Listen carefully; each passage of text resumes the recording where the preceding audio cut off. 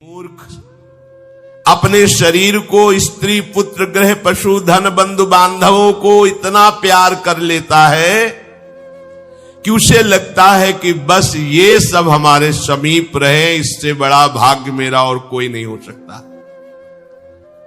अब इनके पालन पोषण की चिंता में इसका हृदय जलता रहता है। दुर्वासना से दूषित हृदय होने के कारण इसके हृदय में ज्ञान नहीं होता। परिवार का पोषण करने के लिए पाप करने लगता है, मनमानी आचरण, जैसे धन आवे वैसे। ध्यान रखना, यदि आपने किसी निर्दोष को दंड विधान किया है किसी पदवी पे बैठ के, या किसी असहाय असमर्थ को अपने बल के द्वारा रौंद करके तुमने धन लिया है, या छल कपट हिंसा के द्वारा तुमने धन लिया है, तो किसी दूसरे की जरूरत नहीं तुम्हारा नाश करने के लिए, वो धन ही पर्याप्त है। जो धन तुमने लिया है तुम्हें किसी दूसरे दुश्मन की जरूरत नहीं, वो धन ही तुम्हारा सर्वनाश कर देगा। देख लेना, देख लेना, खुद अनुभव कर लेना। इसी जीवन में तुम्हें अनुभव होगा कि मैंने बहुत गलत किया है। मरते समय तक तुम्हें बोध हो जाएगा कि तुमने क्या किया है। अभी नशा है तुम्हारे दिमाग में बल का, बुद्धि का, तो देख लो कुमार्गामी प्रवृत्तियों के द्वारा धन कमा के, पर जब इसका परिणाम आएगा तो रोते नहीं बनेगा, रोने लायक भी नहीं रहोगे, आंसू भी नहीं निकल पाएंगे, आह मचेगी हृदय में। वो अपनी परिवार के पोषण के लिए इतना जलने लगता है कि तरह तरह की पाप की कमाई करके परिवार को सुखी करना चाहता है। हे माता जी, वो धन वस्तुएं कमा के लाता है और उल्टा स्त्रियों के द्वारा संभोग आदि के समय प्रदर्शित किए हुए माया में कपटपूर्ण प्रेम को वो अपना जीवन समझ लेता है। बालकों की मीठी मीठी तोतली बानी में वो इतना फंस जाता है कि दुख प्रधान कपटपूर्ण कर्म करके उनकी कामनाओं को पूर्ण करना चाहता है। दूसरे बेटे का अपहरण करके उसकी हत्या भले हो जाए, पर मेरा बेटा सुखी रहे। कैसे ऐसा हो सकता है? ऐसा कैसे हो सकता है? अगर किसी को तुमने 100 आंसू गिराए हैं तो 10,000 आंसू तुम तैयार रखो, तुम्हारे 10,000 आंसू गिरेंगे। तुमने किसी को अगर एक बार भी कटुवचन बोला है तो 10 बार तुम्हें कटुवचन सहना पड़ेगा। ये भूमि है, जैसे एक दाना फेंको तो सैकड़ों दाना पैदा कर देती, इसे कर्म भूमि कहते हैं। तुम्हारा कर्म बहुतायत होकर तुम्हें फल देगा, अच्छा या बुरा, जैसा कर्म किया है। अब वो सोचता है कि धन के द्वारा हम अपने और अपने परिवार के दुख का नाश कर लेंगे।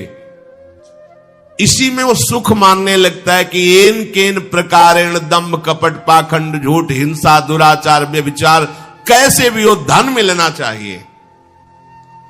अब वो भयंकर हिंसा वृत्ति के द्वारा धन संचय करता है और अपने परिवार का पोषण करता है, जिसके फलस्वरूप उसके लिए नरक निश्चित हो जाता है। जीते जी ये अमुक नरक में जाएगा। जैसे कानून है, आप हत्या करोगे तो अमुक केस लगेगा, उसका परिणाम आपको फांसी या आजीवन सजा, ऐसी पहले से निश्चित है। ये कर्म करोगे तो आपको ये नरक मिलेगा, ये कर्म करोगे इतने कल्प तक। वहां वर्ष नहीं चलते, कल्प चलते हैं।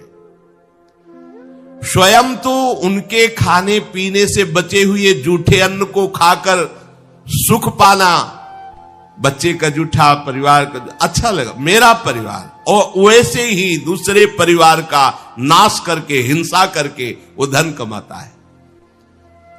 जब ऐसा कोई करता है तो बार बार प्रयत्न करने पर भी दुख हटता नहीं, दुख बढ़ता चला जाता है।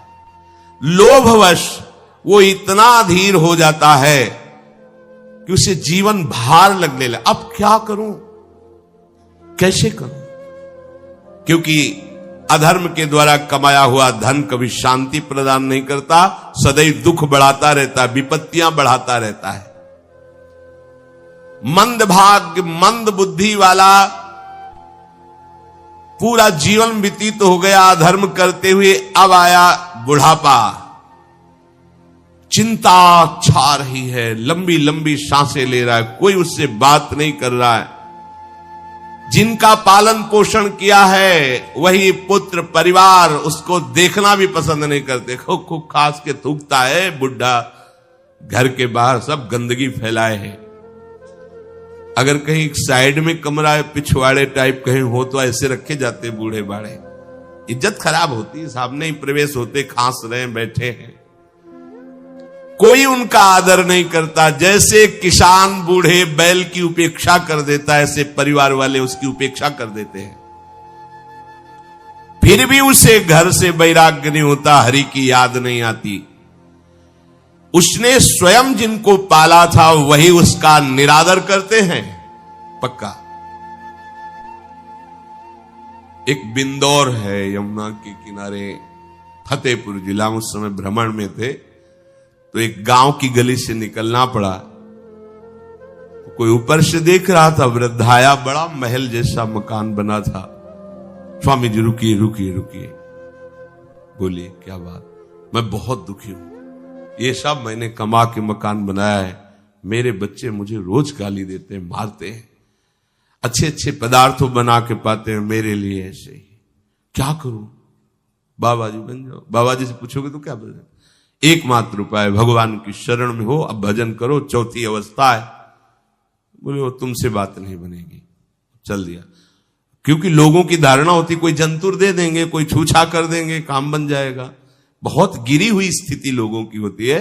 वो ये नहीं समझते कि राधा राधा कृष्ण कृष्ण कहने से सब दुख दोष नष्ट हो जाएंगे। तुम्हारा परिवार क्या तुम्हें विश्व प्यार करने लगेगा। जा पर कृपा राम की हुई, ता पर कृपा करे सब कोई। विश्व तुम्हें प्यार देगा, विश्व तुम्हें सम्मान देगा यदि तुम विश्वेश्वर भगवान श्री हरि का नाम जप करोगे, उनका आश्रय। पर ये मार्ग किसी को नहीं समझ में आता। वृद्धावस्था के कारण उसका रूप बिगड़ गया, बुद्धि कमजोर हो गई, शरीर रोगी हो गया, अग्नि मंद पड़ गई, पुरुषार्थ और भोजन दोनों कम हो गए, बस घोर चिंता। अब पता ही नहीं चल रहा, सोच निकल गई, पड़ा है उसी गंदगी में। जब वो रो रो के कहता है ऐसा, तो पीटते हैं घर वाले, हमने देखा भी, पीटते हैं, पड़े पड़े हकता है, भरपूर भोजन नहीं देते, हगेगा कौन, फेंकेगा इसका। कैसी दुर्गति होती। इसमें जो शब्द लिखा है, आस्तेव मत्योपन्यस्तम गृहपाल इवाहरन, गृहपाल कहते कुत्ते को, कुत्ते की भांति वो सबके अपमान सहता रहता है और रूखे सूखे टुकड़े खाकर जीवन निर्वाह करता है, फिर भी उसे भगवान की याद नहीं आती। मृत्यु का समय जब निकट आता है तो वायु उत्क्रमण से इसकी पुतलियां चढ़ जाती हैं, श्वास प्रश्वास की नलिकाओं में वायु आना जाना रुक जाता है, कफ भर जाता है। अब इसे श्वास लेने में भयानक कष्ट होता है, कंठ में घुरघुराहट, पर उसका मोह उन्हीं अपने बच्चे परिवार घर शब्द ये सब छूट जाएगा। बड़ी दुर्गति है। अंतिम समय क्या सोच रहा है, ये पत्नी छूट जाएगी, बेटे छूट जाए, और बेटों ने क्या उनके साथ व्यवहार किया, ये मोह है, ये मेरा कमाया हुआ मकान कैसे छोड़ सकता हूं? तो छिपकली बन के आना, इसी मकान में रेंगना।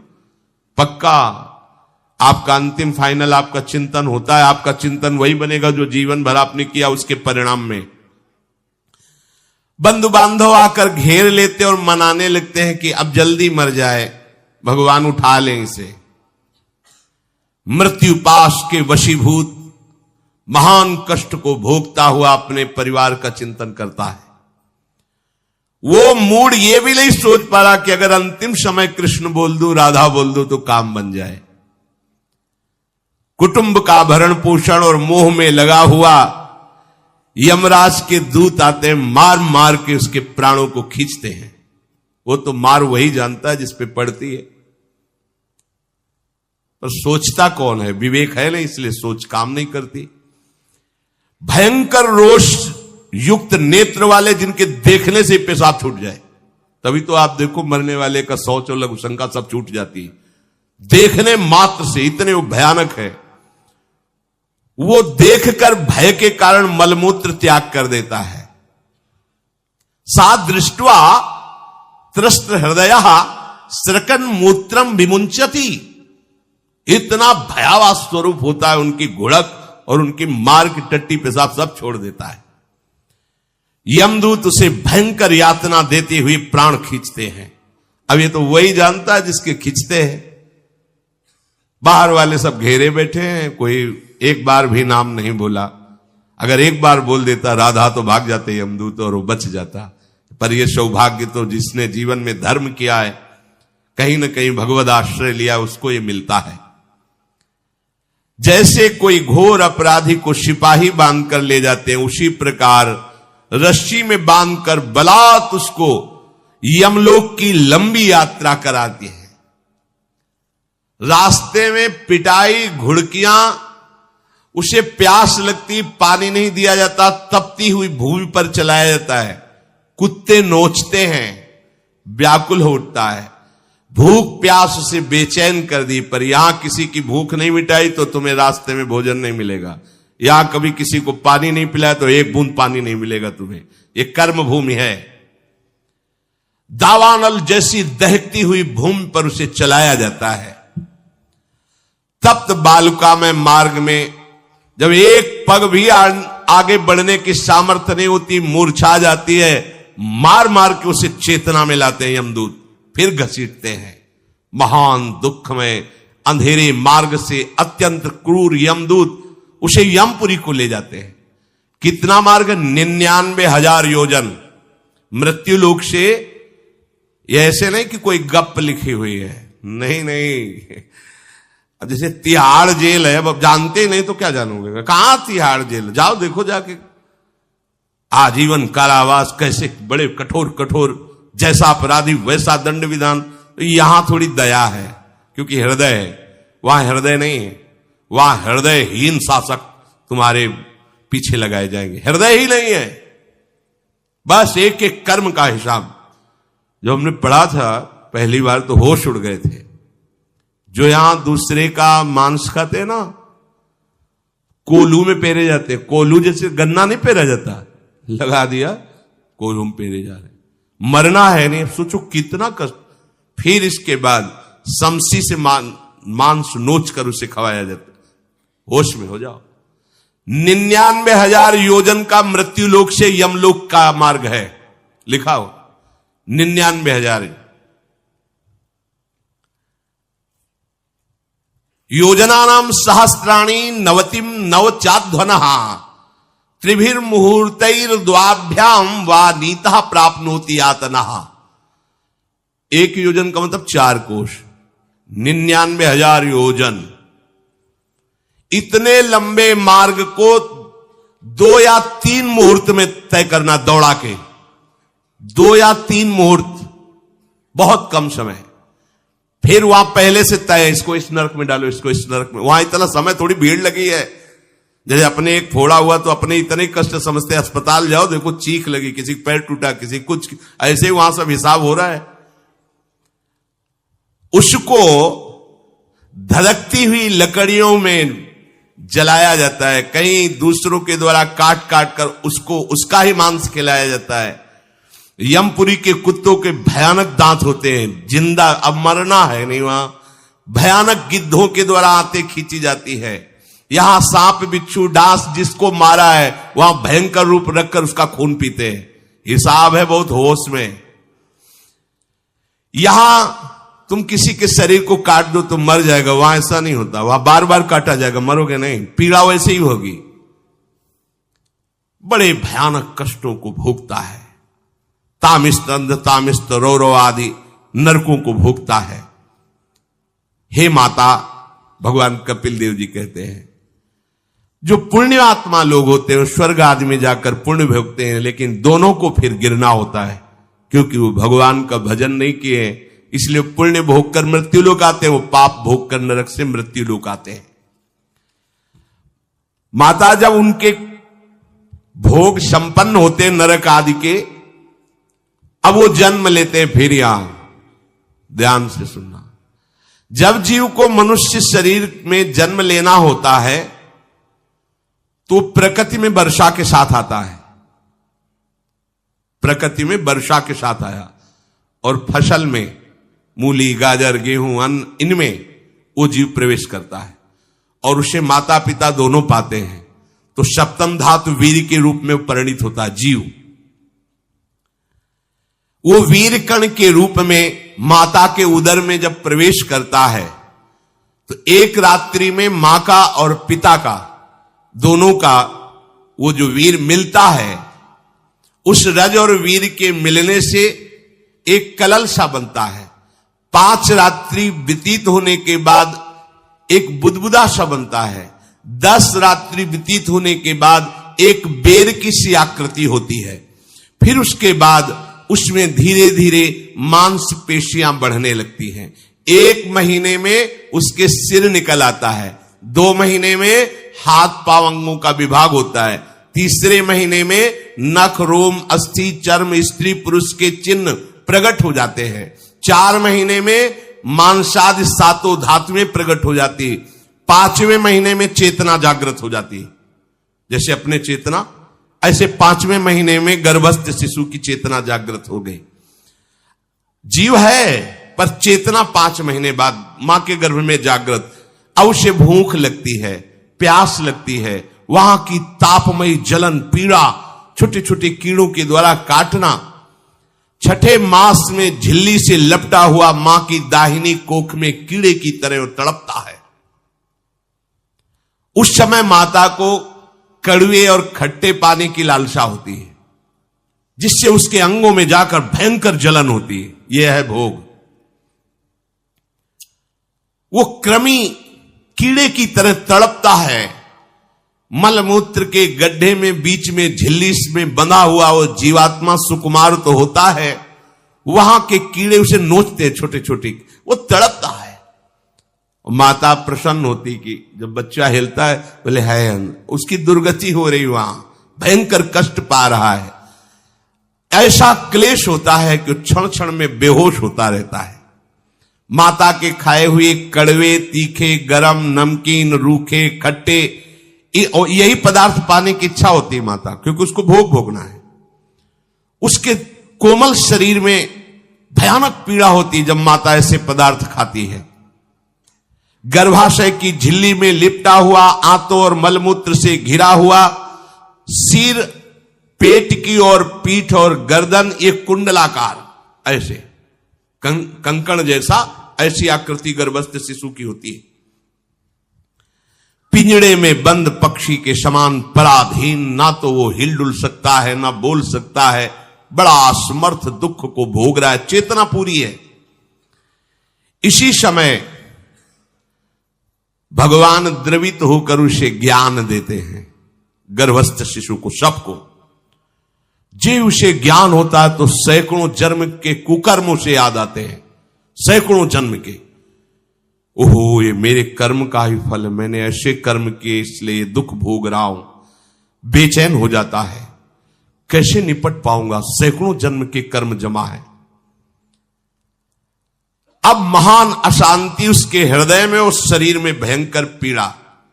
कुंडलाकार शरीर है, हिल भी नहीं सकता है, बस कीड़े काटते हैं, बड़ी तड़पन, बड़ी जलन, भूख प्यास की जलन। अब एक और भयानक जलन हुई, उसे स्मरण हो जाता है कई जन्मों के, सैकड़ों जन्मों के पाप कर्मों का। 7वां महीना आरंभ हुआ कि ज्ञान का उन्मेष हो गया। अब प्रसूति वायु उसे चला रही है, तड़पता है वो। सप्त धातु में स्थूल शरीर से बंधा हुआ वो जीव भयभीत होकर के पुकारता है, अगर कोई भगवान है तो एक बार मुझे यहां से निकाल दे। वो विनय करता है भगवान से, कोई अगर भगवान है जिसने मुझे इस बंधन में डाला है, एक बार निकाल दे, यहां से जाके केवल भजन करूंगा।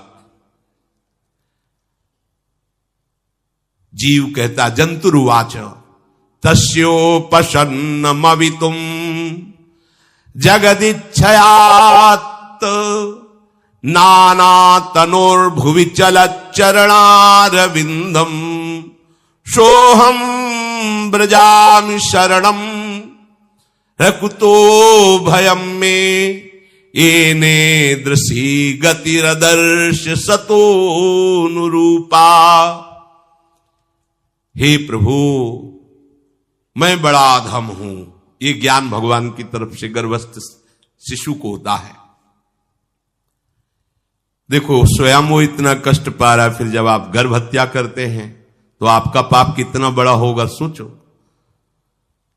सब माताओं से विनय है, संयम से रहो, सावधान रहो। ये हत्या ऐसी नहीं कि तुम्हारे दान पुण्य से क्षमा हो जाएगी।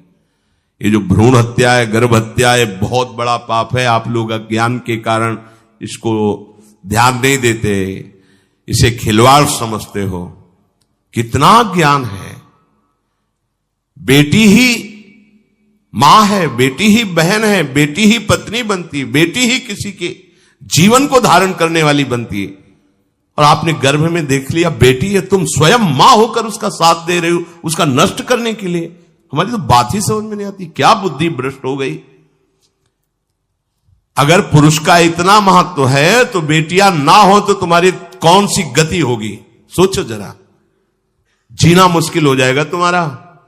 तुम पुरुष किस काम के रह जाओगे। तुम्हारा अर्धांग काट दिया जाए तो तुम कैसे होगे। ये स्त्री स्वरूप अर्धांग है। जिस घर में मां बहन नहीं है, स्त्री स्वरूप नहीं, स्मशान जैसा वो होता है। ध्यान दीजिए, ये बहुत बड़ी गलती है जो अपनी बेटियों की हत्या